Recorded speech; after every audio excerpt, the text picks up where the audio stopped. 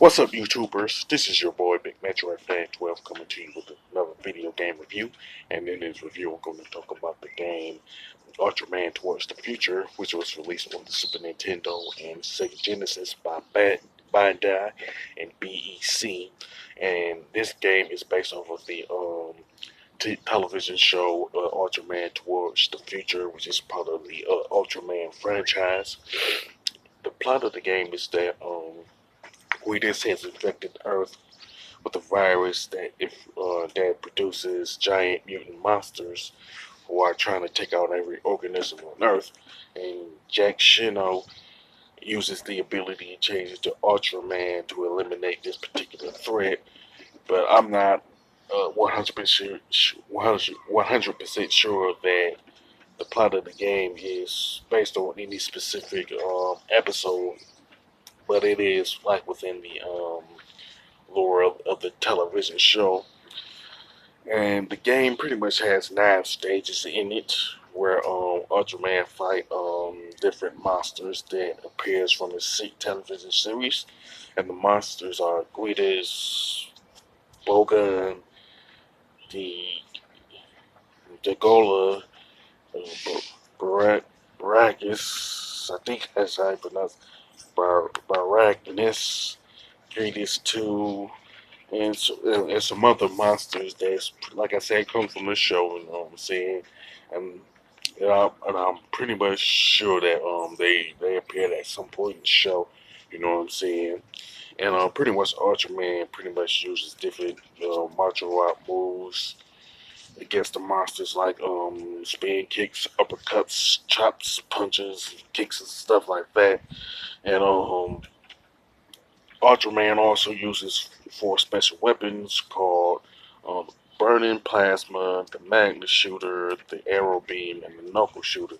Now plasma, the Burning Plasma is the strongest of the 4 special weapons. You know what I'm saying?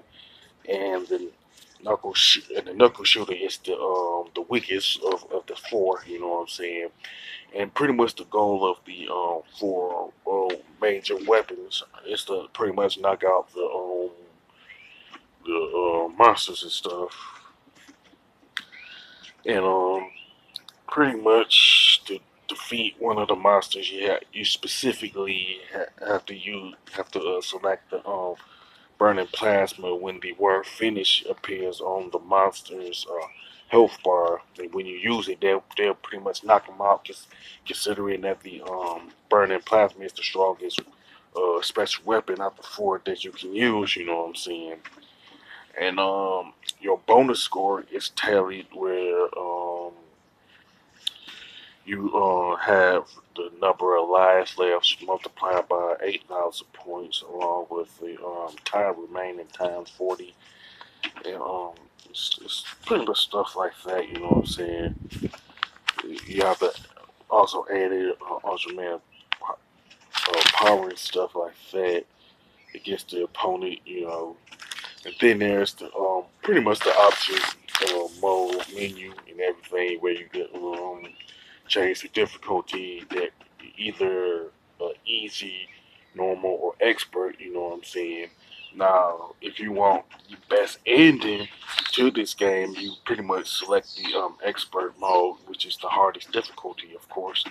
Now, the test mode, you can pretty much play a specific stage that you already cleared and stuff like that on another difficulty mode and everything. You can also listen to the soundtrack and the sound effects of the game under test and under sound test and music test and stuff.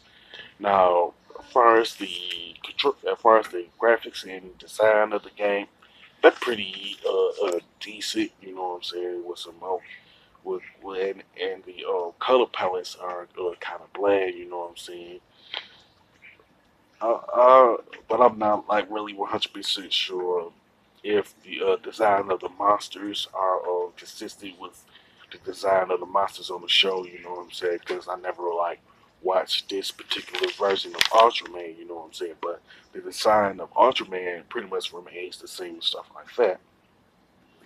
Now the controls and gameplay are mediocre. You know what I'm saying? And, I guess the one thing I just don't get is that why you need like the burning plasma to knock out the monster to advance to the next stage. You know what I'm saying?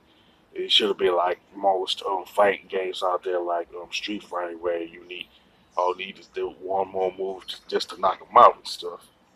Now the soundtrack is okay, but not impressive. You know what I'm saying? It's kind of like it's Ultraman Towards the Future. It's one of those games where once you beat it, there's no like real reason to go back and play it and stuff like that, unless you're like a hardcore Ultraman fan and stuff like that. Now, Ultraman Towards the Future is pretty much a mediocre game. That's a fighting game, and you're better off playing other games within the fighting genre, like Street Fighter, Mortal Kombat, Killer Instinct, and stuff. As far as the score, I definitely give Ultraman Towards the Future a 5 out of 10.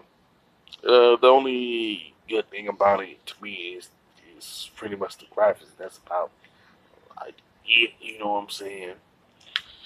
With that being said, you can sound off in the comment section about Ultraman Towards the Future. Do you like it? Do you hate it? You know what I'm saying? Do you think it's one of the worst fighting games to appear on Super Nintendo or in Sega Genesis and stuff?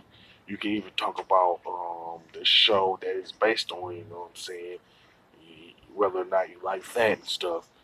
If you like this video, don't hesitate to click the thumbs up button. Don't forget to subscribe and hit that bell notification button. This is your boy Big Metro Fan 12 signing off.